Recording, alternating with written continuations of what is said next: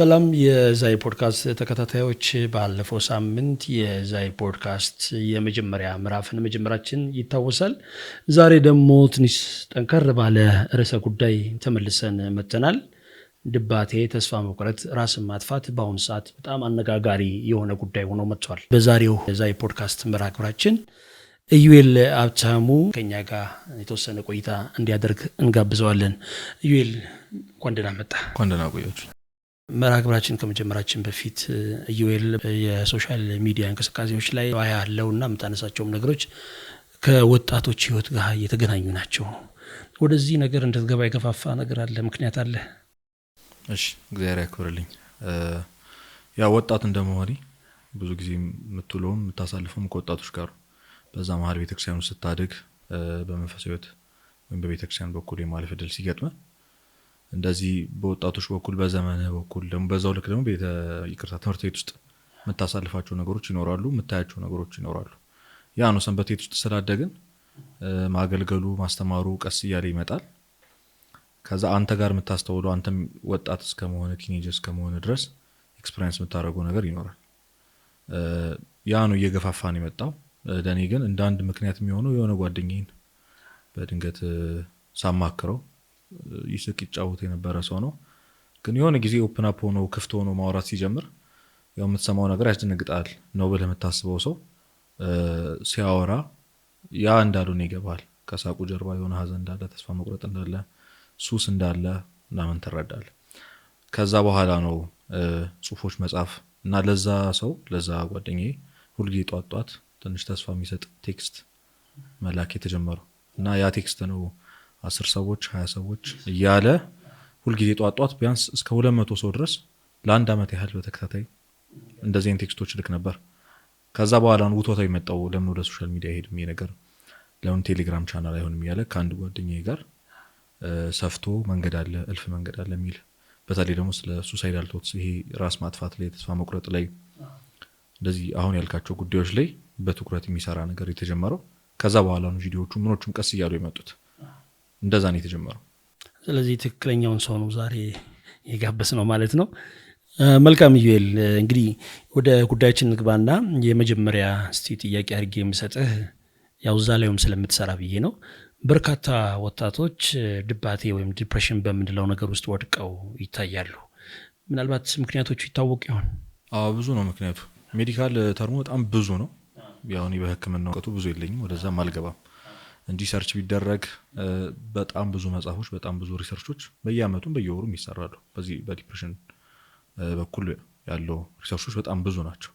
እሱን ወደ ጎን ትተን ሜዲካል ነገሩን ሳላነሳ እንደዚሁ በሚታየው አንደኛ ወጣትነቱም ቀላል አይደለም። ወጣት መሆን በራሱ ቤተክርስቲያናችን እንደምታስተምረን የእሳት እድሜ ነው አይደል? ፋየር ኤጅ የሚባልበት ጊዜ ነውና የስሜት መገለባበጥ ይኖራል። ነገሮችን ቶሎ የመውደድ ቶሎ የመጥላት በጣም የመፈለግ እና ምን ከዛ ራስን የመወዳደር ጉዳዮች ይኖራሉ። ሶ ኢንቫይሮንመንትህም አይፈቅድልህም ጥሩ ሜንታል ሄልዝ እንዲኖርህ።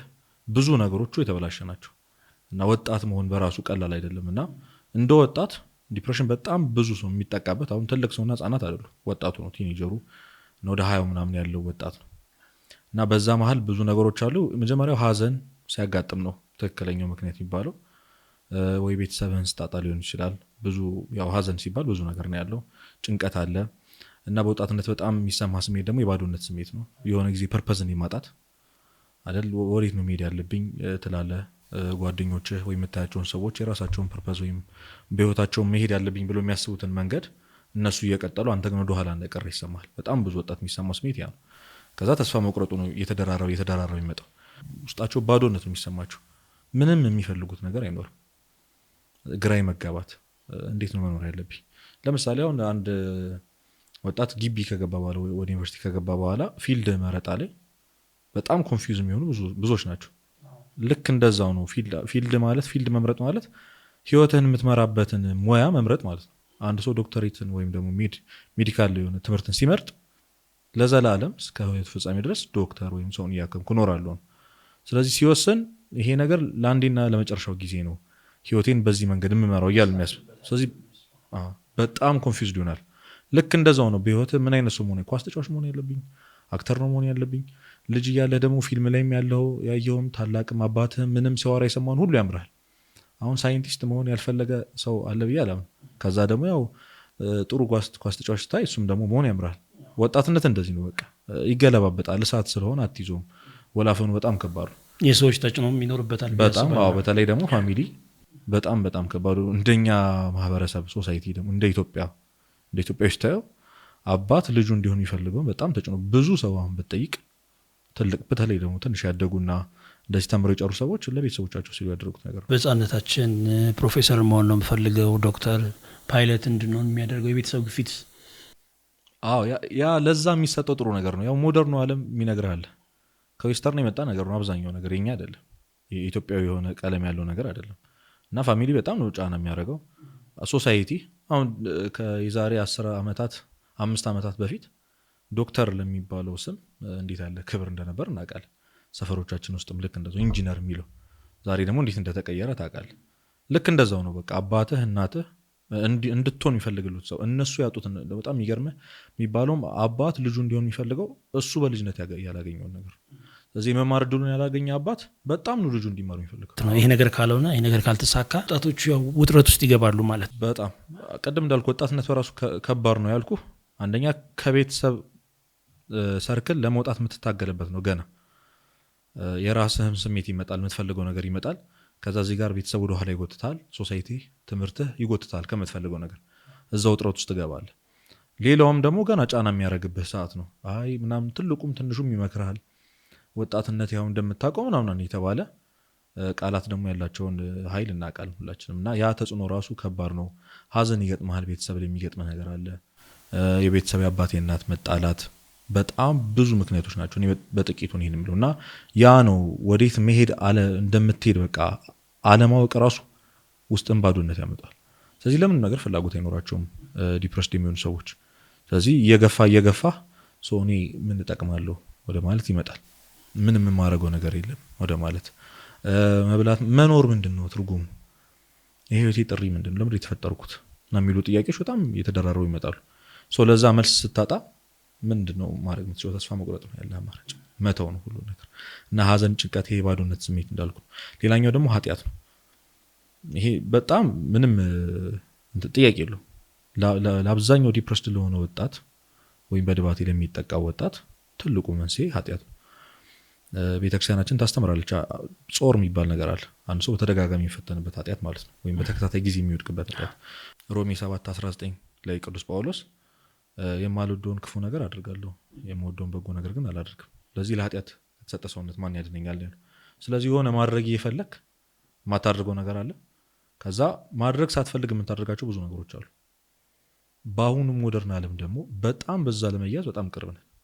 ብዙ ወጣቶችን ይህን ጨምሮ ብዙዎቻችን የምንፈተንበት ነገሮች አሉ። ያኑ እየጎተተ የሚመጣው የሆነ ጊዜ የጀመሩት ሱስ የጀመሯት የሆነች አዲክትድ የሚያደርግ ነገር ቆይ አንዴ ቀምሼው አንዴ ገብቼበት ወጣለሁ ምናምን ብሎ ያሉት ነገር በቃ ለብዙ ዓመታት ሲጎታቸው ይኖራል። ያንን ለቤተሰብ መናገር፣ ለቅርብ ጓደኛ መናገር በጣም ሼምፉል ነው። አትናገርም ኃጢአት። ንስሐ መግባት ደግሞ እንደ ወጣት ቀላል አይሆንልህ። ያም ንስሐ አባት ብለህ የምታስበውም ሰው ማውራት ቀላል አይደለም። በጣም ፕራይድ ያጠቃሃል። በተቻለ አቅም ወጣት ያው ራሱን ይጠብቃል። ሰው ፊት፣ ትምህርት ቤት እና ያለህን ነገር ሁልጊዜም ራስህን ጠብቀና ለራስህ ጥሩ አመለካከት የሚኖር ጥሩ ኢጎ የሚባለው ነገር አለ። ያንን ላለማፍረስ ብሎ ያንን ሼምፉል የሆነውን ኃጢአቱን ደብቆ ለብቻው ይታገላል። ይደጋግመዋል፣ ይጥማል። የሆነ ሳሌ ልክ እንዳልሆነ ሲገባው ግን ለመውጣት ሲታገል ያቅተዋል። ቤተሰብ ብለናል፣ ጓደኛ ብለናል። እነዚህ አይነት ነገሮች ምን ያህል ተጽዕኖ ይፈጥሩበታል? የኛ ማህበረሰብ በጣም ከባዱ በጣም እኔም በተቻለኝ አቅም በሶሻል ሚዲያ ለመጣ ሞክረው ብዙ መምህራንና እንደዚህ በዚህ ጉዳይ የሚሰሩ ሰዎች የሚጥሩት ነገር ሰው እንደዚህ አይነት ሁኔታ ላይ ላለ ሰው መስጠት ያለበትን ነገር አያውቅም። የኛ ሶሳይቲ ለቅሶ ቤት ብትሄድ ሀዘን የሚያባብስ ነው እንጂ የሚያጽናና ሰው የለም። ምን ሆኖ ነው የሞቱት ብሎ ነው ወሬ የሚጀምረው ሲመጣ አይደለ? ተው በቃ አትዘን ምናምን እያለ በቃ ሀዘን የሚያባብስ ነገር ነው። ልክ እንደዛው ድባቴ ላይ ያለ ወጣት ምንድነው የሚያልፈሰፈሰ ነው የሚባለው። በተለይ ደግሞ በወንድ ልጅ ይብሳል። ጥናቱም በወንድ ልጅ ነው እንደሚብስ የሚናገሩ። ከዛ ወንድ አይደለሁ የሚል ጥያቄ አለ። ምንድነው የምትልፈሰፈሰው? ነቃ በል እንጂ።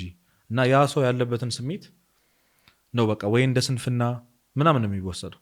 ቤተሰብህም አንዳንድ ጊዜ እኔ እንደውም የገጠመኝ ነገር አለ በዚህ ጉዳይ የሚጠቃ ልጅ በቃ ለመፈተን ይሄ የኢንትራንስ ፈተና ላይ የነበረበት ጊዜ ነበርና ላለመጥናት እያደረክ ያለው ጥረት ነው።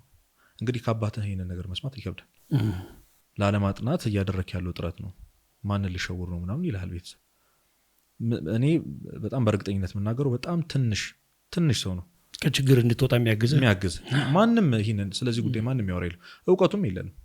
አሁን ሰው ድብርትና ድባቴ ተመሳሳይ ነገሮች አሉ። ድብርት የሆነ የምታደርገው ነገር ስታጣ የሚሰማ ስሜት ወይም ደግሞ የምትወደውን ነገር ይሄ ማድረግ የምትወደውን ነገር ሳይኖር ሲቀር የሚሰማ ስሜት ነው።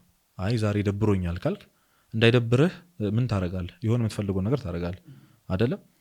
ድባቴ ላይ ግን ያንንም ማድረግ አትፈልግም። በኖርማሉ ጊዜ ነበረ በትክክለኛው ጤነኛ ላይ ጊዜ ነበርክ ጊዜ ላይ ማድረግ የምትፈልገው ነገር ለምሳሌ ኳስ መጫወት ከሆነ በድባቴ ሰዓት ኳስ መጫወት ለአንተ በጣም የሚያስጠላ ነገር ነው የሚሆነው። ያን ያህል ከፍ እያለ ነው የሚሄደው እና እኔ በጣም ማህበረሰቡ በዚህ ላይ ችግር አለበት ብዬ ነው ማስበው። እንደ ደካማ እንደ ሰነፍ እና ደግሞ ምክንያት ይሄ ኤክስኪውዝ እየፈለገ በሁሉም ነገር የሚልፈሰፈስ ሰው ተደርጎ ነው የሚወሰደው። ያ ደግሞ የባሰ ሰው እንዲጫነው ከዛ ደግሞ እንዳያወጣው ህመሙን እንዳይናገር እርዳታ እንዳይፈልግ እና እርዳታ መፈለግን በጣም ይሄ ምንድነው አቴንሽን ፈላጊ አድርጎ መወሰድ አለኛ።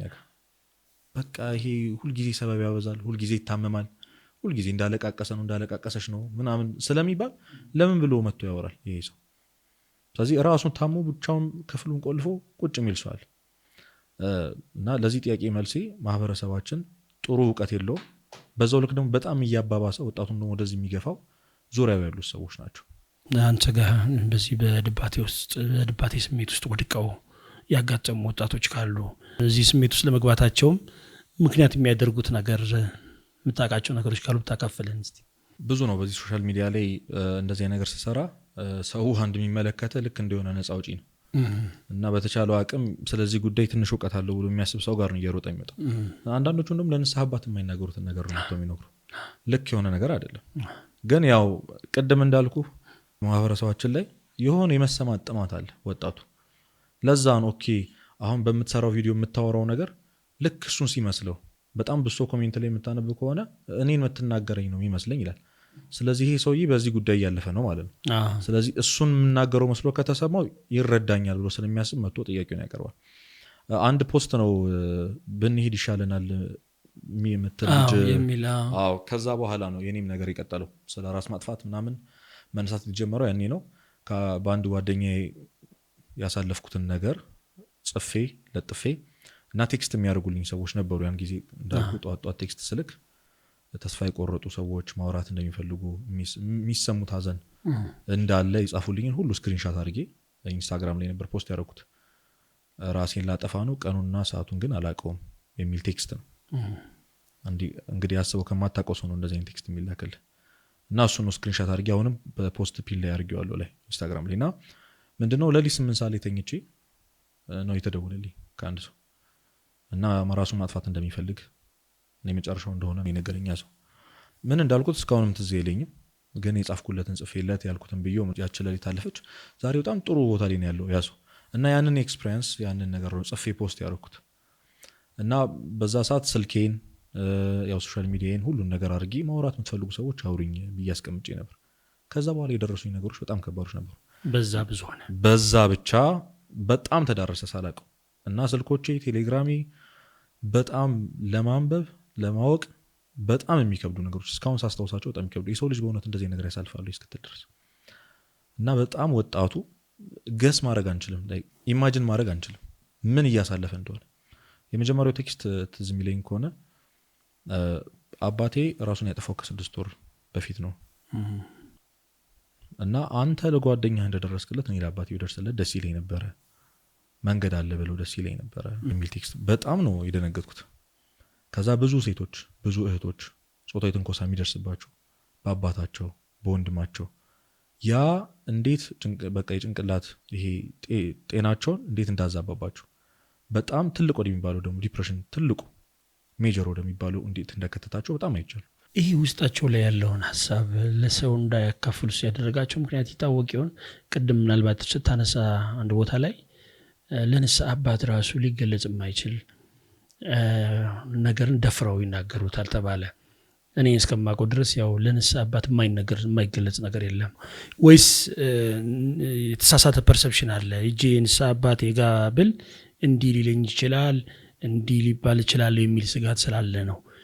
ምናልባት አንተ ጋብዛቸዋል የሆነ ቦታ ላይ ጻፍክላቸው መጡ ወይስ እኛ እንደ ቤተክርስቲያን ሰው ውስጡ ያለውን ስሜት እንዲያካፍል እንዲናገር የሚያደርግ ያልሰራ ነው ነገር አለ ወይ? እንደዚህ አይነት ስሜት ላይ ያለ ሰው ወደ ንስሐ ነው መፍትሄው የሚል ጭንቅላቱ ሊመጣ አይችልም ጭራሽ ነው ማለት። በቤተክርስቲያን ማደግ ወይም ቤተክርስቲያን አገልግሎ በሰንበት ቤት በአብነት ትምህርት ቤት ማደግ ትልቁ ጥቅሙ እዚህ ነው። እናውቀዋለን። አብዛኛው ወጣት ደግሞ በዚህ ያላለፈ የተወሰነ ያክሉ ነው በፐርሰንቱ እንኳን ቢሰላ ማለት። መንፈሳዊ ህይወት ላይ ያለፈ ወጣት በልጅነቱ በአብነትና በሰንበት ቤት ያደገ ወጣት ሮጦ ወደ ቤተክርስቲያን መምጣት እንዳለበት ያውቃል። እኛ ያለነው እስከ ለዛ ነው እንጂ እውነት ያለንበት ዘመን የሚያተርፈው ነው አይደለም። እኔም እዚህ ጋር ቁጭ ብዬ የማወራው እኮ ይሄ ነገር ሳይደርስብኝ ቀርቶ አይደለም። ግን ቤተክርስቲያን ያደገ ሰው ቢያንስ መውጫውን ያውቃል። ቤተክርስቲያን ሐኪም ቤት እንደሆነች ይረዳል። የንስሐ አባቶች ሐኪሞች እንደሆኑ ከዛ ስጋው ደግሞ መድኃኒት እንደሆነ ያውቃል። ስለዚህ ወዴት መሮጥ እንዳለበት ያውቃል። አንደኛ ወጣቱ ይሄንን አያውቅም። ጭራሽ ጭንቅላቱ ላይ እውቀቱ የለውም ማለት በዚህ ሰዓት ኦኬ አሁን መሄድ ያለብኝ ቤተክርስቲያን ነው የሚል ነገር ሊመጣለት አይችልም። የሚወጡበት ለመውጣት የሚሞክሩበት መንገድ ብዙ ናቸው። ወደ በኋላ ዘረዝራቸዋለሁ። በጣም ብዙ ናቸው። አንዱ እሱ ነው። ሁለት ደግሞ ቅድም እንዳልኩ የንስሐ አባት ተብሎ ሲታሰብ ወይም አንድ ቄስ ተብሎ ሲታሰብ እድሜያቸውን የምታስበው ገፋ እንዳሉ ነው እና ወጣት አይደሉም ሊረዱኝ አይችሉም ነው የሚለው። አባቱን ያያል አያቱን ያያል። ይሄ ሰው እንደማይረዱት ያውቃል። ስለዚህ እነሱ ያልተረዱት እንዴት ነው የንስሐ አባት ይረዳኛል ብሎ የሚያስበው? ትክክል አይደለም። ይረዳሉ እኮ ትልቁ እንደውም ሳይኮሎጂስት የሆኑ ቴራፒስቶች እኮ የንስሐ አባቶች ናቸው። ይህንን ግን ወጣቱ አያውቅም። አንተ እዚህ ጋር ወጣት ሆነ እሱ የሚሰማውን ነገር ስታወራለት ለዛ ነው ወደ አንተ የሚመጣው። መቼም ይሄ ሰው ካላለፈበት በቀር አያወራም ብሎ ነው የሚታሰበው። የተጻፈም አይመስለውም። አሁን ለምሳሌ ያ ሰው ያ ወጣት የሚሰማው የባዶነትን ስሜት ማንም ይረዳኛል ብሎ ያስብ። በጣም የሚገርም እኔ በጣም የሚደንቀኝ ነገር እንደዚህ አይነት ሁኔታ ላይ ያሉ ወጣቶች ከነሱ ውጪ ማንም እንደዛ ይሰማዋል ብለው አይገምቱ። 100 ሰዎች መሃል ቢሆኑ እነሱ ሰዎች ከመቶዎቹ ብቸኛዎቹ በዚህ ነገር ተጠቂ ለነሱ እነሱ ብቻ ናቸው። ስለዚህ ብቻዬን ነኝ ነው በቃ ማንም አይረዳኝም። ይሄ አሁን እኔ እንደዚህ አይነት ስሜት ላይ ብትሆን አንተ እሱ ምን አለበት በቃ ይስቃል ይጫወታል ነው። አንተ ጋር ያለውን ነገር እኮ አላውቅም፣ ግን ለእኔ የሚሰማኝ ሁሉም ሰው በጤነኝነት እየኖረ እንደሆነ በሰላም እየኖረ እንደሆነ፣ እኔ ግን ብቸኛው እየተጠቃው ያለው ሰው እንደሆነ የሚሰማው። ከዛ ሲሆን ሶሻል ሚዲያ ላይ ወይ የሆነ ቦታ ላይ ስክሮል ሲያደርግ ይሆን የሚሰማውን ስሜት ሲያወራ እንዲህ ኬት አመጣው ምናምን ይላል። በቃ ይሄ መቼም እሱ ካላለፈበት በቀር ሊያወራ አይችልም። ስትነግረው እንደዛ ነው። ቢያነብ ወደ ቤተክርስቲያን ቢቀርብ እኮ እሱ እንኳን ስለሱ ያልተረዳውን ነገር እንደምትነግረው ቢያቅ ኖሮ በጣም በቃ እድለኞች ነበሩ። ግን ለቤተክርስቲያን የቀረቡ ሰዎች ስላልሆነን እኛም የቀረቡ ሰዎች ስላልሆነን ወጣቶች እሱ የሚሰማውን ስሜት የሚያወራውን ወጣት ለመናገር ይደፍራል፣ ይረዳኛል ብሎ ስለሚያስብ። እንደዚህ አይነት ሰዎች በጣም የሚፈሩት ነገር ጀጅ መደረግ ነው። በጣም እኮ ነው የሚያመው። እኔ በጣም ፔንፉል ነው። አንተ ህመሜን ይረዳኛል ብለህ ሄደህ የነገርከው ሰው ጀጅ አድርጎ ምን ሆነ እንደዚህ ሆንከው የራስ ጥፋት ነው እያለ ወቅሶ ቢመልስ እንዴት ነው?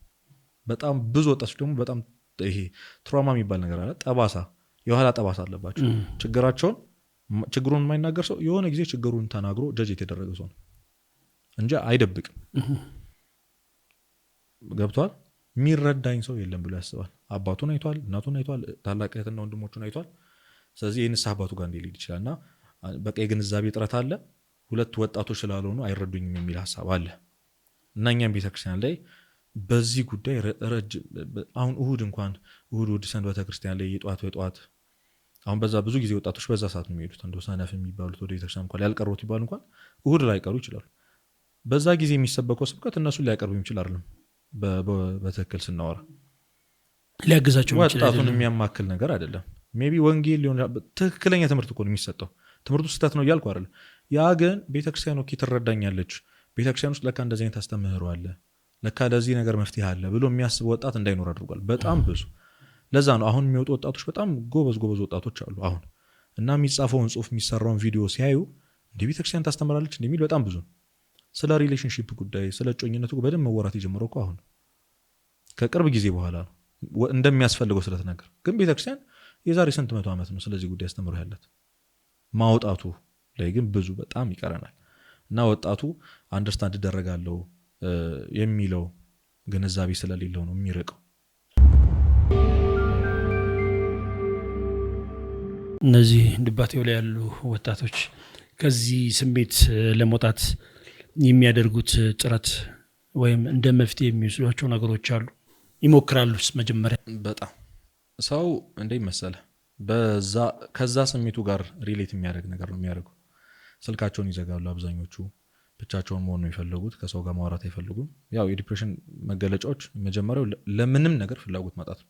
እዚህ ከ2 ሳምንት በላይ በየቀኑ የተደጋገመ ያ ስሜት ካለብህ አንተ የዲፕሬሽን ተጠቂ ነህ። ስለዚህ ትሪትመንት ያስፈልጋል፣ ቴራፒ ያስፈልጋል ተብለ ህክምናው እንድታከም ይጋብዛል ማለት ነው። ያንን ብዙ ሰው አያውቀው። ዲፕሬሽን በሽታ ነው። አሁን ማወቅ ያለብን ነገር ዲፕሬሽን በሽታ ነው። አሁን ወባ በሽታ ነው አይደል? ያማል ሄደ ሐኪም ቤት እንደምታከመው ዲፕሬሽን የአይምሮ በሽታ ነው። ኤክስተርናል የሆነ ህመም ላይሆን ይችላል። ምን አሁን ቅድም እንዳልኩ ሀዘኑ፣ ኃጢያቱ፣ ሱሱ የገባንበት ነገር አብዛኛው ወጣት ደግሞ ሪሌሽንሺፕ ይጀምራል። በዛ ጊዜ ጾታ ያለው ፍቅርና ፍላጎት ስለሚጨምር ከአንድ ሰው ጋር ይሆናል፣ ከዛ ያቋርጣል ምናምን። በጣም ብዙ ወጣት የተፈተነበት ያለው በዚህ ጉዳይ ነው። በዚህ ተቃራኒ ጾታ ጋር የሚጀምረው ሪሌሽንሺፕ አብዛኛው ይቋርጣል፣ ያው አይቆይም። ምክንያቱም በስሜት ተነሳስቶ የጀመረው ስለሆነ እና ወንዱ ወይም ሴቱ ራሳቸውን አሳልፈው ለዛ ሰው ይሰጣሉ። ሲቆም ዓለም ነው ለነሱ የሚገለበጥባቸው። አብዛኛው ወጣት ቢሆን ያክል ፐርሰንቱ ዲፕረስድ የሚሆነው ደግሞ በዛ ምክንያቱ ማንም አይፈልገኝም፣ የራሴን የሆነ ሰው ነው ያጣሁት ምናምን እያለ ይቀጥላል። እና በሽታ ነው በቃ ዲፕሬሽን። ጭንቅላትህን ያማል። ልክ አንተ ጨጓራን እንደሚያምህ ወባ እንደሚያምህ ያማልና መታከም አለበት አንድ ሰው። ብዙ መውጫ መፍትሄዎች አሉ፣ ግን ፈርዘር ከሄደ መታከም ሐኪም ቤት ሄዶ የአይምሮ ህክምና መታከም አለበት። እና ብዙ ሰው ወደዚህ ማሄዶ እንዲህ እብድ ባላሉ ምናምን ያው ታውቀዋለህ። የአይምሮ ህክምና ስገባ እንኳን ከታየ ጥሩ አይመጣም ለአንተ። ሶሳይቱም የፈጠረብን ነገር ስላለና አሁን እንደውም በደንብ ሐኪሞቹም ሳይኮሎጂስቶቹም በደንብ እያወሩበት ነው። መታከም የሚችል ነገር ነው። እርዳታ መፈለግ የሚያሸማቅቅ ነገር አይደለም። በቃ ጀግንነት ነው፣ ፈሪነት አይደለም የሚለው ነገር አሁን ነው ገና እየተነገረ ያለው፣ አሁን ነው እየተወራ ያለበት። እና ብዙዎቹ የሚያደርጉት ነገር ቅድም እንዳልኩ ብቻቸውን መሆን ይፈልጋሉ፣ ጨለማ ነው የሚወዱት። ከዛ በጣም የሚያጠፉት ነገር ይሄ ለዲፕሬሽን ተብሎ የሚሰሩ ሙዚቃዎች አሉ። ያው እንግሊዘኛ ሙዚቃዎች ነው የሚሆኑት፣ የዌስተርን ሙዚቃዎች ነው የሚሆኑት። በጣም ከዛ እንዲወጡ የሚያግዝ ነው ወይስ በዛው ስሜት እንዲከተሉ? መቼም አያግዛችሁ። በጣም የሚገርም 20 ሶንግስ ምናምን የሚል ታገኛለህ ለዲፕሬሽን የሚሆኑ እና በጣም ቀስ ያሉ እንድታለቅስ የሚያደርጉ። በዛ ስሜት ላይ ስትሆን በቃ ያንን ነገር ነው የምትፈልገው፣ እንደተረዳህ ነው የሚሰማው። እያልከኝ ያለው ለመውጣት ብዙ ፍላጎት አይኖርም። እነሱ እኮ በእነሱ ምክንያት እንትን እያሉ በእነሱ አይን ለመውጣት እየሞከሩ ነው። እንዳልኩ ነው የሚሳሳቱበትን መንገድ። ስለዚህ ትክክለኛ መንገድ አይደለም እየተከተሉ ያሉት። ለመውጣት ይፈልጋሉ፣ መንገዱ ግን ትክክለኛ አይደለም። አዎ ዘፈን ማዳመጥ በምንም ታምር ለምንም ነገር መፍትሄ ሊሆን አይችልም። በጣም ትልቅ ነፍስን የሚያቀጭጫት ነገር ሙዚቃ፣ በተለይ ደግሞ የዌስተርን ሙዚቃዎች በጣም ክፉ ናቸው። ነፍስ ላይ የሚዘሩት ነገር በጣም ክፉ ነው እና ስታዳምጠው ትካዜ ውስጥ ነው የሚከት።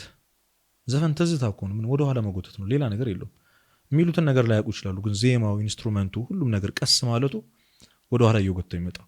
አሁን ደግሞ በጣም እየተስተዋለ ያለው ነገር እኛም በጣም በቃ እንደው ዲቤት ማድረግ ያለብን ነገር እንደዚህ ቲክቶክ ፕላትፎርሞች ላይ የሚሰሩ ነገሮች አሉ። እንደውም በቅርብ የምናየው ቺርስ ምናምን የሚል ትሬንድ መጥቶ ነበር። ቺርስ ራስ ማጥፋት ኃጢአት ስለሆነ ብቻ ለምንኖር ብሎ በሚያሳዝን ሙዚቃ ምናምን ሰርቶ ልጁ ፖስት አደረገው። ቪዲዮ ቫይራል ወጣ። ከ200 እና ከ300 በላይ ሰዎች ቺርስ እያሉ ጽፏል። ስለዚህ 300 ምናምን ሰው ራስ ማጥፋት ኃጢአት ስለሆነ ብቻ ነው እየኖረ ያለው እና የሆነ የሚጋራው ሰው ኦልሬዲ ተስፋው ቆርጠዋል። ግን በቃው እና ይሄ ምንድን ነው የሚጠቅመው? እኔ በውስጥ ገብቼ በጣም ለመናገር ሞክሬያለሁ። እንደዚህ የሚሰሩትን ሰዎች ምንድን ነው ወጣቱ የሚጠቅመው? አዎ ላይክ ሊበዛልህ ይችላል፣ አዎ ቫይራል ሊወጣልህ ይችላል። ግን ወጣቱን ወደ ኋላ ነው እየጎተተ ያለው። ኦኬ እኔ ብቻ አይደለሁም ማለት ነው። ስለዚህ ኖርማል ነገር ነው ምናምን እያለ እንዲያስብ ታደርገዋል። እና ሙዚቃዎች ልክ እንደዚህ አይነት ቪዲዮዎች በጣም ከማየት መቆጠብ አለብን። አልጎሪዝም ደግሞ ያው ፕላትፎርም እንደምታውቀው ኢንስታግራም ሪልስ፣ ቲክቶክን ብታየው አንድ ቪዲዮ ላይ ስንት ደቂቃ እንደቆየ፣ ላይክ እንዳረከው፣ ኮሜንት እንዳነበብክ እና ስንቴ ደግመህ እንዳየው ያውቃሉ። እና ያ ኮንተንት ምን አይነት ኮንተንት ነው ቀጣይ ይልኩልሃል፣ ያቀምሷል። አሁንም እንደዛ ካረከው ሙሉ እንትኑ እንደዛ። ለምሳሌ የእግር ኳስ ምናምን ቪዲዮ አንዴ ላይ ካርጋ ከቆየበት ቀጣዩ እሱ ነው የምትፈልገውን ያውቃሉ ማለት። በእንደዚህ አይነት ስሜት ላይ ያሉ ሰዎች የሚፈልጉት ቅድም እንዳልኩ አይነት ቪዲዮዎች ነው። በእነሱ ስሜት ውስጥ ያሉ ሰዎች ቀስ ያሉ ይሄ ዳርክ የሆነ ነገር ነው ፍላጎት ያላቸው። ስለዚህ አልጎሪዝሙ ይመግባቸዋል፣ በዛው እየገቡ ይመጣሉ። ሌላውና በጣም ያልተወራበት ጉዳይ ራስን መጉዳት ነው። ብዙ እህቶች በዚህ ጉዳይ አይቻለሁ እኔ፣ ብዙ ሰው የሚያውቅ አይመስለኝም። በስለት እጃቸውን መቁረጥ ያልተወራበት ነገር ነው፣ ግን አለ። ብዙ እህቶች በተለይ እህቶች ነው የሚያደርጉት ይሄንን። ስለዚህ ዲፕረስድ እንደሆኑ ሲሰማቸው፣ በጣም በቃ እንደተወጠሩ ሲሰማቸው ደማቸውን በማፍሰስ እጃቸውን በመቆራረጥ ራሳቸውን በመጉዳት ራሳቸውን ከግድግዳ ጋር በማጋጨት በመደብደብ ያንን ስሜት ለማውጣት የሚታገሉ ብዙዎች አሉ። ስለዚህ ምናልባት ድባቴ ውስጥ ነው የሚያደርጉት ነገር እጃቸውን መተልተሉ የሚሆን ይችላል። የሚያደርጓቸው ነገሮች ጎጂ መሆኑን የሚጎዳቸው መሆኑን አያውቁም ማለት ነው። አሁን ድባቴ ውስጥ መሆኑን አይፈልጉትም፣ የሚሰማቸውን ስሜት መሆኑን አይፈልጉትም። እንደዚህ አይነት ስሜት ስትሆን 4 ማዕዘን ቦክስ ውስጥ ነው የምትቀመጡ። አንተና አንተ ብቻ ነው።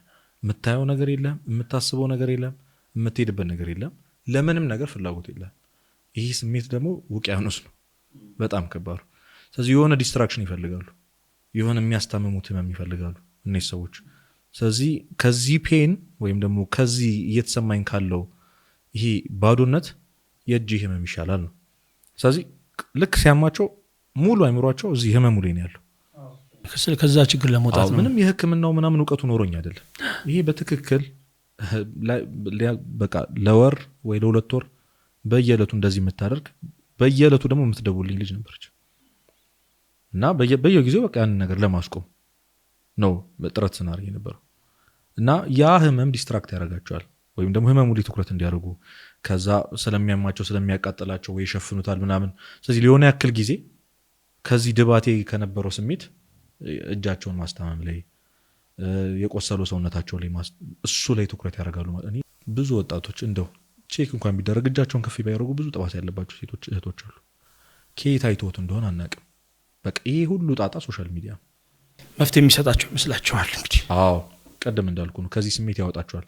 ሰው ውስጥ የሚገባው ለዚህ አይደል፣ ሀዘኑን ጭንቀቱን ለመርሳት ብሎ ነው የሚያጨሰውም የሚቀመውም፣ ከዛ ደግሞ ወደ መጠጡ የሚገባው። ሱስ የተባለ ነገር የሚገባው ያ ነገር ሙሉ ትኩረቱን ስለሚወስድለት ነው። ጭንቅላቱ ላይ ያለውን ሀሳብ የሚያስጨንቀው ነገር ስለሚወስድለት ነው። አንድ ሰው ድባቴ ውስጥ እንዳለ በምን ሊያውቅ ይችላል? በምን ሊረዳ ይችላል? ለሁሉም ነገር ፍላጎት ማጣት ትልቁ የዚህ የድባቴ ወይም ደግሞ የዲፕሬሽን መገለጫ ነው። ኢምፒትነስ የሚባሉ የባዶነት ስሜት፣ ምንም ነገር የማድረግ ፍላጎት፣ ከዛ ከሰው ጋር የማውራት ፍላጎት፣ ሰውን ጭራሽ የማግኘት ፍላጎት አይኖራቸውም። ህክምናውም ቅድም እንዳልኩ ለ2 ሳምንት እነዚህ ስሜቶች ከተደጋገሙ ከ2 ሳምንት በላይ ከሆኑ ይህ ሰው እንደዚህ ነገር ላይ እንደሆነ ማወቅ ይችላል። በምን መልኩ ማለት ነው? አሁን እነዚህ የሚታዩ ሲምፕተሞች ቅድም እንዳልኩ አሁን ለምሳሌ እንቅልፍ በጣም ማብዛት፣ ማታውንም ይተኛዋል፣ ከዛ ቀንም ይተኛሉ፣ ካልጋቸው አይወርዱም፣ ስልካቸውን ነው የሚነካኩት፣ በዛው እንቅልፍ ይወስዳቸዋል፣ እዛው ይነሳሉ፣ የመብላት ፍላጎት አይኖራቸውም። ይሄ የሆነ ሳይዱ ነው አይደል? በዚህ በተቃራኒ ደግሞ ጭራሽ እንቅልፍ መስዳቸውም አሉ። ጭራሽ በጣም የሚበሉ ሰዎች ደግሞ አሉ። ምግብ በየሰዓቱ የሚያምራቸው ሰዎች አሉ። ብዙ የተለያዩ ሲምፕተሞች አሉት። ከዛ ዋናው ግን የሀዘን ማዘን፣ በቃ ማዘን፣ ማልቀስ መፈለግ፣ ብቻችን መሆን መፈለግ። እነዚህ ስሜቶች ከ2 ሳምንት በላይ በየዕለቱ ከተደጋገመ ያ ሰው ቅድም እንዳልኩ ሜጀር ዲፕሬሲቭ ዲስኦርደር የሚባለውን ይሄ ዲፕሬሽን በሽታ ተጠቅቷል ማለት ነው። መታከም አለበት ማለት ነው። ማመን አለበት ማለት ነው። ቅድም እንዳልኩ ከዛ ከእግዚአብሔር ያለህ ግንኙነት ጥሩ አይሆንም። ራስን መጥላት አለ። በጣም እንደውም ትልቁ መወራት ያለበት ነገር ይሄ ነው። ራስን መጥላት፣ ለራስ ጥሩ አመለካከት አይኖር። መስዋዕት ፊታቸውን ሳይሆን ጥሩ ስሜት አይሰማቸውም። እነዚህ ሰዎች ማየት አይፈልጉም። እነሱ ያደረጉት ነገር የሰሩትን ነገር ማየት አይፈልጉም። ስለ ራሳቸው ጥሩ ነገር መስማት አይፈልጉም። አይገርምም? መክራት መልሳቸውም እነዚህ ሰዎች ቅድም እንዳልኩ በሽታ ነው። በሽተኛን መክራ አትመልሱማ። ወባን የታመመሰው እንዴት ያማል ምናምን አትለው። መታከም ነው ያለበት። ስለዚህ ምንድነው መንገዱ? መታከም። ከዚህ ችግር እንዴት መውጣት የሚቻለው? ምን አይነት ህክምና ነው? የመጀመሪያው ነገር ማመን፣ አድሚት ማድረግ ነው። አንድ ሰው እንደታመመ ያመነ ሰው ቢያንስ ግማሽ ፐርሰንቱን ጨርሷል። እነዚህ ሰዎች እኮ ደህና ነህ ስትላቸው አዎ ደህና ነኝ ነው የሚሉ። ኧረ እኔ ደህና ነኝ ምን ሆንኩ? ግን ያሉበት ሁኔታ እንዲቀበሉት እንዲያምኑት ያደርጋቸዋል። እሱ ነው ከሪያሊቲው ጋር ፌስ ማድረግ አይፈልጉም። የሚሰማቸው እንደወደቁ ነው፣ እንደተጣሉ እንደማይጠቅሙ ነው። ከዛ በኋላ ጀጅ እንደሚደረጉ ነው። ቢያወሩት የሚረዳቸው ሰው እንዳለ አይሰማቸውም። ስለዚህ እንዴት ብለው በሽተኛ መሆናቸውን ያምናሉ። አሁን ለምሳሌ አንዳንድ የሚያሸማቀቅ ህመም ይኖራል አይደል? የማይሆን የሰውነት ክፍል ላይ ሊሆን ይችላል። እንደዚህ የመሳሰሉት ለሰው ለማውራት ትሳቀቃለህ አንተ። እንደዚህ በሽታ እኮ ይዞኛል አሁን ድሮ አሁን በዚህ ማህበረሰባችን አሁን እንኳን እንትን ብሏል። ድሮ አሁን HIV ይዞኛል አይባልም። እነዚህ በዚህ የነበረው በሽታዎች በጣም ራሳቸውን ደብቀው ምናምን ነበር። ማህበረሰቡ ላይ ጥሩ አመለካከት እስኪኖር ድረስ በእንደዚህ በሚገለል ነገር ሰዎች ራሳቸውን አገለው ነበር የሚኖሩት። እንደዚህ ሰዎች ላይ ያሉትም ሪያሊቲውን ፌስ ማድረግ አይፈልጉም። እና የመጀመሪያው አድሚት ማድረግ ማለት ማመን፣ እኔ በቃ እንደዚህ አይነት ሰው ሆኛለሁ፣ በዚህ በሽታ ተጠቅቻለሁ፣ ሰው እርዳታ ያስፈልገኛል። እርዳታ እንደሚያስፈልገው ያላመነ ሰው ምንም ይደረጋል ማለት ይህን ነገር እንዲያምኑት እንዲቀበሉት በምን እናግዛቸው? እንደዚህ አይነት ሰዎችን እግዚአብሔር ልቡን ሲከፍትለት ነው። ስለዚህ መጸለይ ነው። እግዚአብሔር ልብህን እንዲከፍትልህ መጸለይ ነው። ሰው ከእግዚአብሔር ጋር ያለው ግንኙነት ከተቋረጠ ሌላ ወዴት ይሄዳል? ማንም እኮ ሊፈውሰው አይችልም። ማንም ሊያድነው አይችልም። ከራሱ ጋርም ሊታረቅ አይችልም። ከራሱ ጋርም ሊስማማ አይችልም። አሁንም እኮ እንደዚህ አይነት ስሜት ውስጥ እየገባን ያለ ነው ከራሳችን ጋር ስለተጋጨ ነው። ራሳችንን መስማት የምንችል ሰዎች ብንሆን ኖሮ ከዚህ መውጣት እንችል ነበር። ግን እኛ ሰዎችንም አንሰማም፣ ራሳችንን አንሰማም። እና በጥሩ አፕሮች መቅረብ፣ እነዚህ ሰዎች ማውራት እንደሚፈልጉና እንደማይፈልጉ ማጣራት። ማውራት ትፈልጋለህ ብሎ ማውራት፣ መምከር አይደለም መስማት። እነዚህ ሰዎች በነገራችን ምንም መመከር አይፈልጉም። ምንም ነገር ከአንተ መስማት አይፈልጉም። ግን ቢያንስ እንደሚረዳቸው የሚረዳኝ ሰው እኮ አለ፣ አንድ ሰው አለ ብለው እንዲያስቡ ማድረግ፣ አጠገባቸው መሆን፣ ስፔስ መስጠት፣ በጣም ብዙ ነገር አለ። እና ቼክ መደራረግ። በቃ አንዳንድ ሰው ማውራት ላይ ፈልግ ይችላል። አሁን አንተ ጓደኛህ እንደዚህ ሆኖ ልትጨነቅ ትችላለህ። ማውራ ማይናገርም ትጠይቀዋለህ። እና አንድ ወንድም ምንድን ነው ያደረገው? ለዛ ለጓደኛው እንዲህ ለሆነ ሰው ወረቀት ጽፎ ይሰጠዋል። ትንሽ የብጣሽ ወረቀት እና እግዚአብሔር መናገር ከማትችለው ህመም ይፈውስህ ይላል። ከዚህ በላይ ምን አለ? ስለዚህ አንድ ወንድምህን የምትወደው ከሆነ ትጸልይለታለህ። መጸለይ ነው ለእነዚህ ሰዎች የምር እግዚአብሔር እንዲረዳቸው፣ ከዛ በራሳቸው ተነሳሽነት መጥተው እንዲያወሩ መጸለይ። አሁን እንደዚህ ተብሎ ሲወራ እንዲያረጉ ሲባል የሚሰሙ ሰዎች ታዳሚዎቻችን እነሱ እንዳልሆኑ ከዛ የሆኑ ሰዎችን እያሰቡ ነው የሚሰሙ። እየተወራ ያለው ስለአንተ ነው። በቃ ምንም መካከል ነገዚህ ነገር ውስጥ ሊገባ የሚችል ሰው ይኖራል ነው እንዴም ሁሉም ነው። አሁን እኮ ማንም ይሄ ስሜት ተሰምቶት አያውቅም ልትላችል ወይ? ይሄ ሰውዬ ክርስቲያን አይደለም ስለ ከእግዚአብሔር ጋር አይደለም። ሰው መከራ፣ ችግር፣ እንደዚህ ሀዘን የማይገጥመው እግዚአብሔር ሙሉ ለሙሉ ሲርቀው፣ እግዚአብሔር ከዛ ይጠብቀን። ሙሉ ለሙሉ ሲርቀህ ነው። አንድ አባት ለመጽሐፈ መነኮሳት ይሁን ዜናባው ላይ አንድ አባት እግዚአብሔር ተወኝ እያሉ እያለቀሱ በየባቱ እየሄዱ ይነግሯቸዋል። እና ምን አድርገህ ነው? ምን አይነት ኃጢአት ሰርተህ ነው? ኧረ እኔ ምንም አላደረኩም። እና ሄደዋ በምኔቱን ሲጠይቋቸው ምን አድርገህ ነው አይደለም እሳቸው ያሉት፣ በምን አወቅህ እግዚአብሔር እንደተው አሉት። ይሄው 1 ዓመት ሙሉ ጤነኛ ነኝ፣ ሀዘን ችግር አይቶኝ አያውቅም፣ መከራ ቀምሶኝ አያውቅም ሲሉ አበምኔቱ ራሱ አለቀሱ። ምን አይነት አረዳድ ነው ብለው። ቅዱሳን መነኮሳት አባቶች ትክክለኛ ክርስቲያን የሆነ ሰው የሚመጣው መከራ የሚመጣው ሀዘን መስቀል እንደሆነ ያውቃል። ስለዚህ ራሳችሁን ካዱ፣ ዕለት ዕለት መስቀልን ተሸክማችሁ ተከተሉ። መስቀል ማለት ክርስቶስ የታመመውን ህመም መታመም ማለት በትንሹ እኮ ነው አንተ በተፈቀደልህ። ስለዚህ የሆነ መስቀል አለ። ያንተ መስቀል ድባቴ ሊሆን ይችላል። ያንን ተሸክመህ መውጣት ማለት ነው፣ ማለፍ ማለት ነው። እና ለዚህ ጉዳይ ያለን አረዳድ ልክ አይደለም፣ ለመከራ ለችግር ያለን። ስለዚህ ክርስቲያን እስከሆንክ ድረስ አልፈህበታል፣ መወሻሸት አንችልም። አንተም እኔም የሚሰሙትም ሰዎች ሁላችንም አልፈንበታል፣ እናልፍበታለን። አሁን ይህንን ደግሞ ህይወት የማያውቀው ሰው የሆነ ጊዜ መግባቱ አይቀርም። ስለዚህ ቅድመ ጥንቃቄም ነው ማለት ነው። እና ስንሰማ እንደ ሰርድ ፐርሰን አድርገን አይደለም መስማት ያለብን ሲወራ። አዎ ይገርምሃል እኮ እንደዚህ ሰዎች አሉ ሳይሆን ነህ፣ አንተም ነህ። የሆነ ጊዜ ገብተህ አልፈህበታል። አሁን ለመስማት እድሉን አግኝተህ ሊሆን ይችላል። ይህን የሚሰሙ ሰዎች ከሶስቱ አንዱ ነው የሚሆኑት። ወይ ገብተው የወጡ ናቸው፣ ወይ ጭራሽ አልገቡ፣ ወይ ያሉበት ናቸው። ለሶስቱም መፍትሄ ነው። ያልገባበት ሰው ይጠነቀቃል፣ ምን ማድረግ እንዳለበት ኦኬ፣ ቀድሞ ሰምቷል፣ እግዚአብሔር ይመስገን። አሁን እየሰማችሁ ያላችሁ ሰዎችም ደግሞ እርዳታ እንደሚያስፈልጋችሁ አምናችሁ ውጡ፣ ንስሐ ግቡ፣ ስጋው ደግሞ ተቀበሉ፣ አባቶችን አማክሩ። አጠገብ ላለው ጓደኛ ተናገር፣ ህመምህን አውጥተህ ተናገር። ቢያንስ የሚያስብልህ ሰው ይመጣል። ብዙዎቹ እኮ ብዙ ራሳቸውን ያጠፉ ወጣቶች እኮ ትላንት እየሳቁ ነበር ነው እኮ። ጓደኞቻቸው ለቅሶ ላይ ሲያለቅሱ ብትሰማ እንዴ እንገናኛለን ተባብለን ነበር ወይ? ይሸፈናል ማለት ነው እንዴ? በቃ ማንነታቸው በሳቅ ወይ በደስታ ይሸፈናል ማለት ነው። ለምን ያወጡታል እንዴ? መሰለኝ እንደዚህ አይነት ሰው የሚሰማው አንተ ዲዘርቭ አታረግ። አሁን ጓደኛው ብትሆን አንተ ዲዘርቭ አታረግም የሱን ስሜት ለመስማት። ለምን አይቷላ በብዙ ነገር አይቷል። ምናልባት የሆነ ጊዜ ሊያወራ ሲል አቋርጠዋል ወይ አንተ ቀልድ ላይ ነህ ደህና ነህ ብለህ አታውቅም። ስለዚህ አይቷል በብዙ ነገር አንተን አይቷል። ስለዚህ አንተ አይገባህም የሱን ስሜት ለመስማት።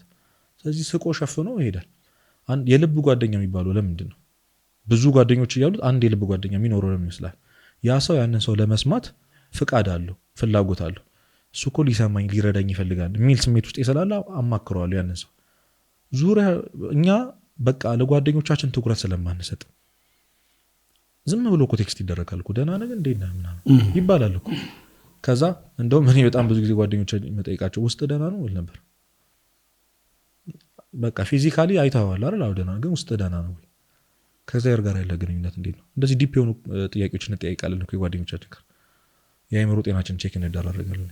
በጣም ትክክለኛ ሀሳብ ነው። አዎ ትኩረት እኔ አሁን እንደዚህ ብዬ የማልጠይቅ ሰው ትኩረት ማልሰጥ ከሆንኩኝ ለምን ትነግረኛል? ለምን ብለህ አሳይቻለሁ በብዙ ነገሬ እኔ ኤክስተርናል ስላለው ሰውነትህ ስለመሳቅህ ስለመጫወትህ ምናምን ሰው መጥቶ ምን ሆነ ነው ሊልህ የሚችለው ወይ ፊትህ ሲኮፈስ ነው፣ ውስጥ ያለውን ግን አያውቅም። ስለዚህ ብዙዎቹ በቃ እንደዚህ ሜካኒዝም ነው ሲጠቀሙ የነበሩት። ስቀው ተጫውተው ስራ ገብተው ምንም እንዳልተፈጠረ በቃ ጠዋት እንገናኛለን ከሰዓት እንገናኛለን ተባብለው ውስጥ ቤታቸው ሲገቡ ክፍላቸው ሲገቡ ግን ወደ ትክክለኛው ማንነታቸው ይመለሳሉ። አሁን ብዙ ከነገርከኝ ነገር እኔም እየተረዳሁ የመጣሁት ነገር አሁን ከተናገርካቸው ነገሮች ውስጥ በተግባርም የምናስተውላቸው የምናያቸው ነገሮች አሉ። በጣም ሰፋ ያለ ሀሳብ ነው ያነሳውና ትኩረት እንደሚያስፈልግ ይሄ ትኩረት የሚባለው ነገር በቤተሰብም ምናልባትም አጠገብ ባለ ጓደኛም ላይ ትኩረት እንደሚያስፈልግ የሚያሳይ ሀሳብ ነው። ምናልባት እሱ ላይ ትንሽ ተጨማሪ እንድታደርግ የፈለኩት ነገር ስላለ ነው። አካባቢው ድባቴ ውስጥ በገባው ሰው ላይ የሚፈጥረው ተጽዕኖ እንዳለ ሁሉ ራሱ ድባቴ ውስጥ የገባው ሰው እዚህ ችግር ውስጥ ለመግባቱ ተጠያቂ የሚሆንባቸው ጉዳዮች አሉት። አዎ ቅድም እንዳልኩ እድሜህም ከባድ ነው። ያው ወጣትነት በራሱ የሚያመጣቸው ብዙ ነገሮች አሉ። ግን ተዘጋጅታችሁ ኑሩ ነው የሚለው ቃሉ። ስለሆናቸው ስለ እያንዳንዱ ነገር ተጠያቂዎች እኛ ነን። ወይም ደግሞ አሁን አባታችን የሚለው ጸሎት ላይ ይልና አቤቱ ወደ ፈተና አታግባን ይላል። እና አባቶች ሲተረጉሙት አቤቱ ወደ ፈተና አታግባን ማለት እኮ ፈተና አይኑር ማለት አይደለም። ቅዱስ ቄርሎስ እንደውም ገደል አይኑር ብሎ መጸለይና ገደል ውስጥ አታግባኝ ብሎ መጸለይ አይለያይም ይላል። ከዛ ሌላ አባት ሲተረጉሙ ምንድን የሰለስቱ ደቂቅን ምሳሌ ያነሳና ሰለስቱ ደቂቅ እሳት ውስጥ ተጥለዋል፣ እሳቱ ግን አላቃጠላቸው። ስለዚህ ያ ማለት ነው ፈተናው አለ፣ መውጣት አለ መውጣት ግን ያንተ ጉዳይ ነው።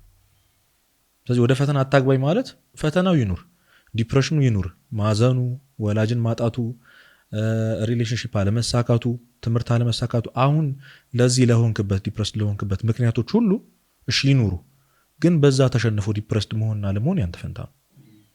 ምክንያቱም መውጫ መንገዱ ተነግሮናል አሉ ቁጭ ብለውልናል። አትታመም አይባልም እኮ አይደል? አይመመኝ አይባልም ማረኝ ነው እንጂ ይላሉ አባቶች። እንደዛ አይባልም። ግን ላልወጣህበትና በተለይ ደግሞ በዚህ ስሜት ውስጥ ሆነ ስላማረርክበት፣ እግዚአብሔርን ስለጠላህበት፣ ከሰዎች ስላራክበትና ስላጣሃቸው ነገሮች ተጠያቂ አንተ ነህ፣ ማንም አይደለም። በጣም በነገራችን ላይ አሁን የተጎዱ ሰዎችን ይጎዳሉ። እንደዚህ ይሆንክ ነው የምትሄደው። በጣም ሶሻል ሚዲያ ላይ እኮ ወደዚህ ነገሮች የሚከቱ ነገሮች ቅድም እንዳልኩ የሚሰሩ ዘፈኖች ምናምን እነሱ እንደዚህ ነገሮች ስላለፉ እኮ ነው። እና ደግሞ ያልወጡ ሰዎች ናቸው። በጣም የሚገርመው እሱ ነው። የወጣ ሰው ብታያቸው አሁን በዚህ ጉዳይ የሚሰሩ በጣም ትልቅ የሆኑ ሰዎች አሉ። እና ዶክተር ጆርዳን ፒተርሰን አለ። እሱ ለብዙ ዓመታት በዲፕሬሽን የተጠቃ ሰው ነው። ከወጣ በኋላ ነው የነበረበትን ስሜት የነበረውን ስቃይ ስለሚያውቅ ዛሬ በዚህ ጉዳይ ያሉ ሰዎችን ለማትረፍ የሚጥረው። ሶሻል ሚዲያ ላይ የምታያቸው እንዲሆንኩ የሚሉ ሰዎች ቅድም እንዳልኩ አይነት ኮንተንቶች እየሰሩ በሚያሳዝን ሙዚቃ እያደረጉ ሰውን የባሰ ዲፕረስድ የሚያደርጉ ሰዎች ግን አሁንም ያሉ ሰዎች ናቸው። ግን ግድ እዛ ችግር ውስጥ የነበርክና ከዛ ችግር የወጣብህ መሆን አለብህ ማለት ነው። ያው እንግዲህ ካነበበ ከተማረና መቼም አይቶት የወጣ ሰው ሁለት እኩል እንትን ሊኖራቸው አይችልም። ብቻ እንደ ክርስቲያን ከዚህ ጉዳይ መውጫ መንገዱ ብዙ ነው።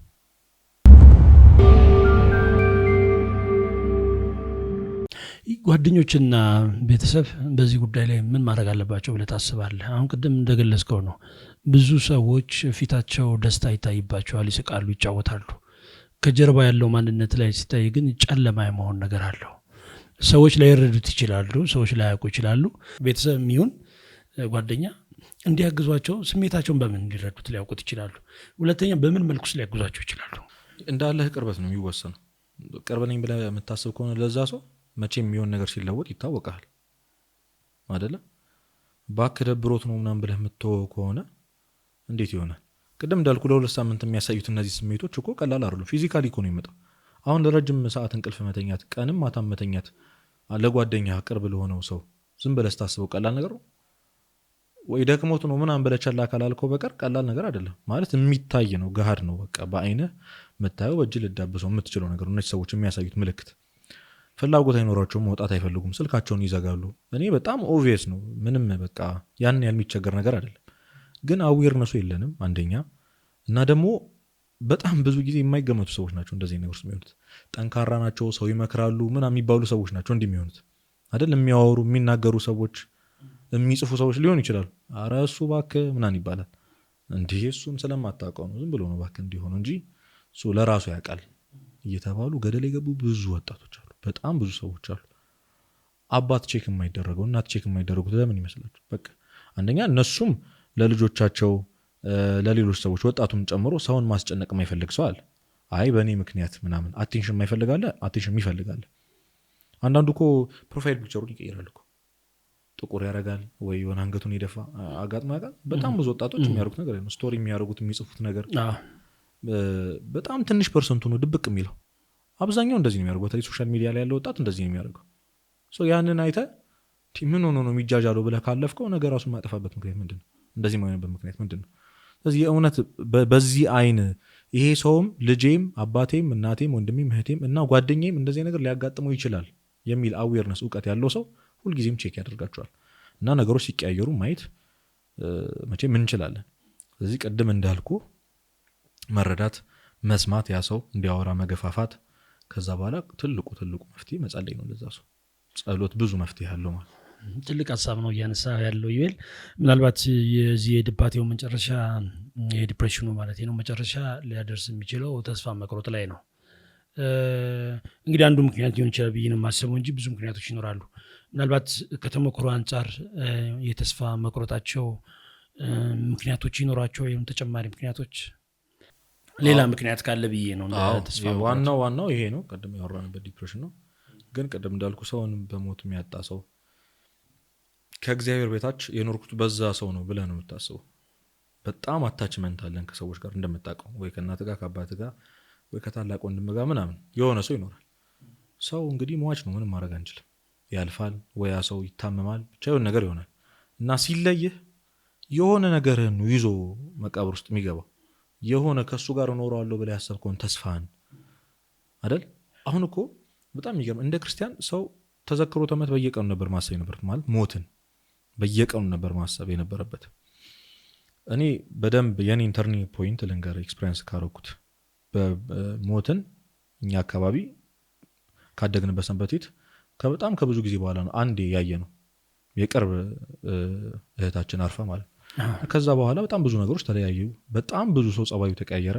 የነበረን አታችመንት በጣም ከባድ ነበርና ከዛ በኋላ ያስተዋልኩት ነገር ሰው በቀብሩ ሰዓት ብዙዎቹ ወይኔ ይቅርታ ሳልሽ፣ ወይኔ ሳላወራሽ፣ ወይኔ ሳልጠይቅሽ ምናምን ነው የሚለው። በጣም ብዙ ሰው ሪግሬት ያደርጋል ሰው ካለፈ በኋላ በጣም። እዛ እኔ ከዛ ሰው ጋር የነበረኝ የመጨረሻው ኤክስፒሪየንስ ምን ነበር ማለት ትላንት አግኝቻት ነው በነገው ያረፈችው እና ምንድነው ትዝ የሚለኝ ከሷ ጋር የነበረኝ ነገር ያን ሁሉ ነገር የሚቀይረው። ስለዚህ ዛሬ ካንተ ከቁጭ ብዬ ሳወራ ነገ እንደማላገኘ ምንም አይነት ኤቪደንስ የለኝም። ስለዚህ የመጨረሻው ነገር ሁሉ ጊዜም ጥሩ እንዲሆን በቃ መጣር አለብኝ። ከሰው ጋር ያለ ነገር ጥሩ እንዲሆን ተጋል። ሞትን የተቀበለ ሰው እንደዚህ የሚኖር አየህ።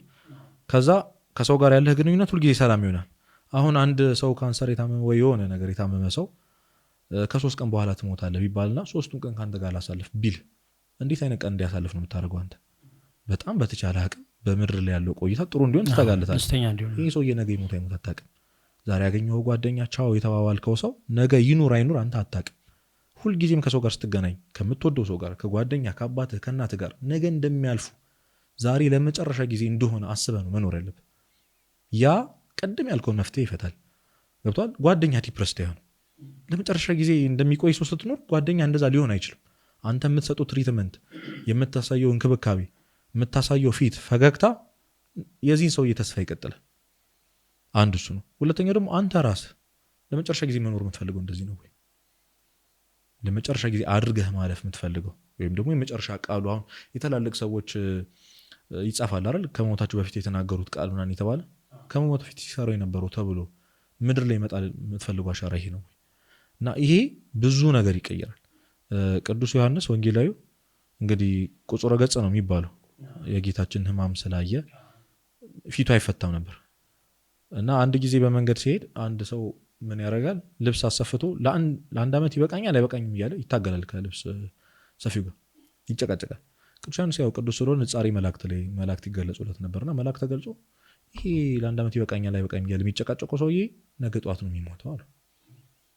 ነገ ጠዋት የሚሞተው ሰው አሁን ስለ የሆነች ጨርቅ ከአንድ ሰው ጋር እየጣላ ነው ያለው።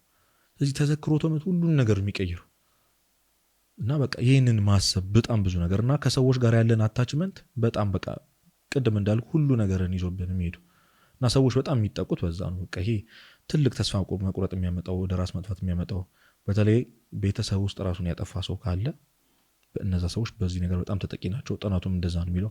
ብዙ ኢትዮጵያ ውስጥ ያሉ ሰዎች በዛ ይጠቃሉ። ሰውን በሞት ማጣት ትልቁ ምክንያቱም በጣም ብዙ ነገሮች አሉ። ይሄ በትንሹ ነው። አሁን በጣም እጅግ አሳሳቢ የሆነው ከዚህ ከድባቴውም ከተስፋ መቁረጡም በላይ በጣም ቲኔጀሮች፣ ታዳጊ የሆኑ ልጆች ራሳቸውን አጠፉ ሲባል ይሰማል። ዜናውም በጣም እየበዛ ነው። የሆነ ሰዓት ላይ ቁጥሩም ከፍ ብሎ ማህበራዊ ድረገጾች ላይ የምናይበት የምንመለከትበትም ጊዜ አለን። የራሱ የሆነ ጥናት ያስፈልገዋል ተብሎ ይታሰባል። ምናልባት ከሰዎች ግን ሲሰማ ወይም በተለያየ አጋጣሚ ሲታወቅ ራሳቸውን ለማጥፋት እንደ ምክንያት ተደርጎ የሚነገሩ ነገሮች አሉ፣ የሚወሩ ነገሮች አሉ። ከዚህ ቀጥታ ከድባቴውና ከተስፋ መቁረጡ ጋር የሚገናኝ ነገር ሳለው ቲኔጀር ላይ ሲሆን በጣም ከባድ የሚያደርገው ነገር የሚያደርጉትን ነገር አያውቁም። እነዚህ ወጣቶች አንደኛ ልጅነት አለ። ስለዚህ የሚያደርጉትን ነገር አያውቁትም። ለእነሱ መፍትሄ ነው። ሁለት አይነት ሰዎች አሉ፣ ሁለት አይነት ወጣቶች አሉ። የመጀመሪያው ሰውን የሚጎዳ የሚመስለው አለ። አሁን በጣም ብዙ እኛ አካባቢ ባጃጅ ታክሲ ካልተገዛልኝ ብሎ ራሱን ያጠፋ በጣም ብዙ ወጣት አለ። ለምን ይመስላል ራሱን ያጠፋው? ስላልገዛልኝ አባቴ ለዘላለም እየተጸጸተ ይኑር ብሎ ወጥቷል። ይሄ ሰው ስለ ራሱ ምንም እያሰብ አይደለም። ከሞት በኋላ ስላለ ምንም የሚያውቀው ታሪክ የለም። ራስ ማጥፋት ምን እንደሆነ አያውቅም። እሱ የሚታየው አባቱን መጉዳቱ ነው፣ እናቱን መጉዳቱ ነው፣ አጠገቡ ያለው ሰው መጉዳቱ። እንደዚህ አይነት በጣም ብዙ ወጣት የሚፈልገው ነገር ስላልተደረገለት ነው የሚያጠፋው እና አካባቢ ያሉ ሰዎች አያሳስቡትም፣ ኬር አይሰጥም። ሌሎቹ ደግሞ ምን ያደርጋሉ መሰለ? አባቴ ላይ እና እናቴ ላይ ወይም ቤተሰቦቼ ላይ ሸክም ሆንኩኝና ላቀልላቸው ሆኖም ደግሞ ራሱ የሚያጠፋ ወጣት አለ። ገፊ ምክንያቱ ምንድን ነው? ራስን እስከ ማጥፋት እንዲደርስ የሚያደርገው ገፊ ኃይል አዌርነስ አለ። ራስ ማጥፋት መፍትሄ መስሎ የተሰማቸው ብዙ አካባቢዎችን ሊያጠፉ ሰዎች አሉ። በሶሻል ሚዲያም በፊልምም በምንም በቃ ዓለሙ ሁሉ የሚነግረን ራስን ማጥፋት መጥፎ እንደሆነ እኮ ነው እየተነገረ ያለው። ግን ጭንቅላት ላይ ምንድን ነው የኃጢአት እውቀት የሚባል ነገር አለ አይደል? ኃጢአቱ መጥፎ ነው። አሁን እዚህ ይሄ የሚሰማ ሰው የሆነ መስረቅ ምን እንደሆነ የማያውቅ ሰው እኔ እናንተ ቁጭ ብለን መስረቅ ኃጢአት ነው፣ መስረቅ መጥፎ ነው ስንል ስለ መጥፎነቱ እያወራን ነው። ግን መስረቅ የምትለው ነገር ጭንቅላቱ ገብታለች። ስለዚህ አዲስ የኃጢአት እውቀት ማለት ነው አለበት ማለት ነው። ያ ሰው ጭንቅላቱ ላይ ስለ መስረቅ አወቀ ዛሬ ማለት ነው። ልክ እንደዛው አካባቢያቸው ላይ ራሱን ያጠፋ ሰው ሲሰሙ ፊልም ላይ በተለይ በጣም ደግሞ ፊልም ላይ ሶሻል ሚዲያ ላይ ዛሬ ለቲኔጀሮች በጣም ስልክ የተሰጠ ነው። እኛ እኮ በስንት ዘመናችን ነው ስልክ ያዘው። ዛሬ ያለው ወጣት ከልጅነቱን አይፓድ የሚሰጠው። እኔ በጣም በእርግጠኝነት መናገር የምችለው ነገር ወላጅ ነው ልጁን እየገደለ ያለው፣ ማንም አይደለም። በጣም ሞደርናይዝ እንደሆነ እየተሰማን ልጃችንን በጣም ሞደርናይዝ እንዳደረገን እየተሰማን ታብሌትና ስልክ እየገዛን የምንሰጣቸው እኛ ነን።